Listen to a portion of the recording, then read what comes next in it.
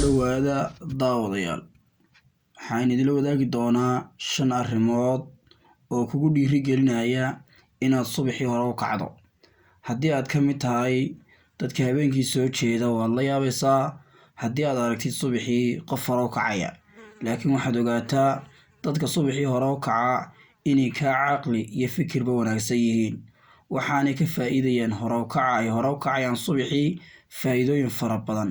Haddaba 5 arrimood oo kugu dhiirigelinaya subaxii hore u kacdo ayaan kula wadaagayaa. 1. waxaad dareemaysaa subaxii haddaad hore u kacdo firfircooni iyo kalsooni. maxaa yeelay dadka hore u kaca waxa u fudud subaxii inay waxyaabo fara badan qabtaan, oo ay quraan akhriyaan, oo ay salaad tukadaan, oo ay aadaan waxbarashada waqti hore, oo ay shaqadana hore u tagaan, waayo waxay haystaan waqti ku filan. 2.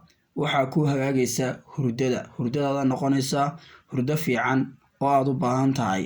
haddii aad hore u kacdo subaxii waxaad u baahanaysaa waqti munaasaba inaad seexatid, waxaana aad dareemaysaa inaad hurdo u baahan tahay waqti munaasiba. qaacida ayaa tidhaahdaa hore u kac, hore ayaad u seexan doontaa. 3. waxaad heli doontaa waqti aad ku qorshaysid acmaashaada maalinlaha ah.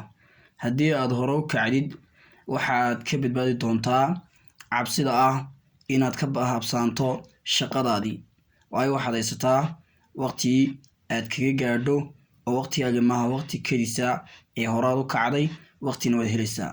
4. waxaad heli doontaa haddaad hore u kacdid akhlaaq wanaagsan, waayo dadka habeenkii soo jeeda kuma wanaagsana ballanta, waayo habeenkiiba dhaaftay, maalinkii bay ka jarayaan oo hurdo ayay maalinkii waqti kastoo ay helaan kaga faa'iidaystaan. 5. waxaad heli doontaa oo aad u isticmaali doontaa waqti aad ku jimicsato ayaad heli doontaa, waayo dadka habeenkii hore u sooxdaa ee hore u soo kaca subaxii waxa ay sameeyaan jimicsi ayay sameeyaan. jimicsiguna wuxuu ka mid yahay waxyaabaha caafimaadka inoo siyaadinaya ee laga maarmaanka inoo ah. 5 arrimood ee aan sheegnay waxay nagu dhiirigelinayaan in aynu hore u kacno.